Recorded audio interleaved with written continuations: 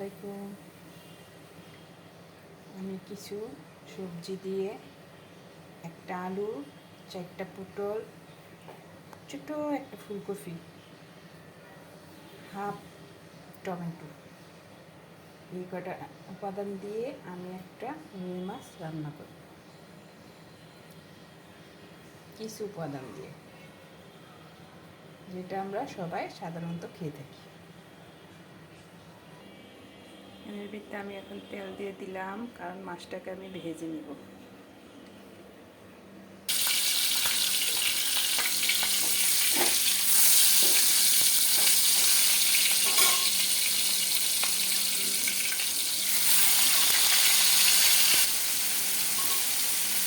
হালকা ভাজা দিয়ে মাছটাকে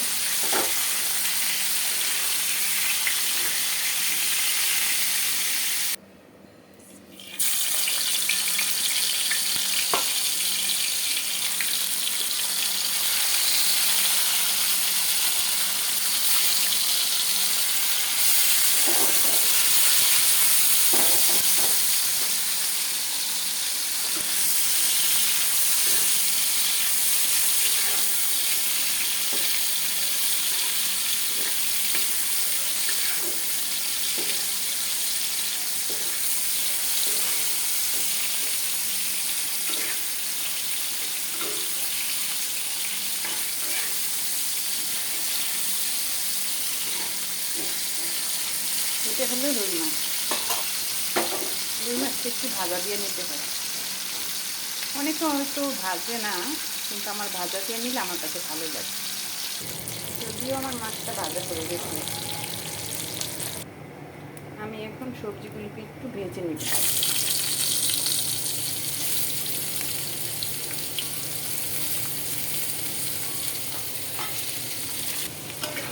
সবজিটা হয়ে গেছে, হালকা করে ভেজে নিচ্ছি যাতে একটু ভালো লাগে।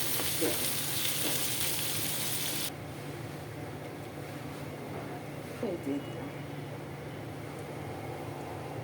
পেঁয়াজটাকে ভাজা ভাজা করে আদা বাটা, পেঁয়াজ বাটা, হালকা একটু রসুন বাটা, তারপরে ধনিয়ার গুঁড়ো, হলুদ,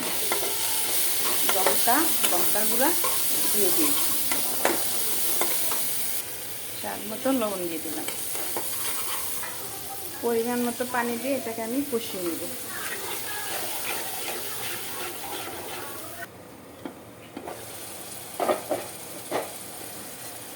আলুটাকে একটু সুন্দর করে কষিয়ে নিলাম। আমি এটার দিকে সবজিটা দিয়ে দিই।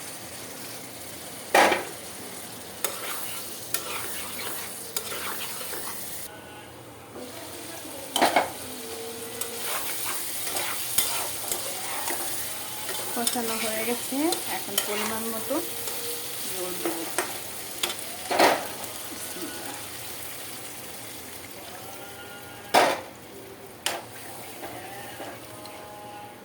মাছগুলো আমি দিয়ে দিব সুন্দর করে।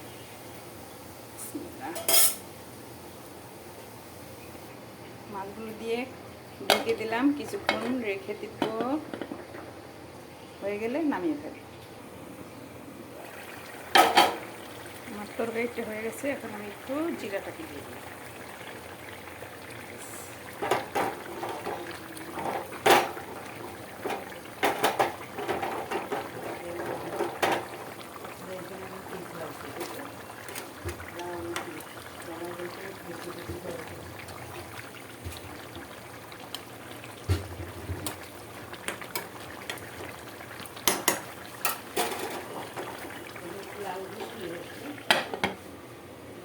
চুলার জালটা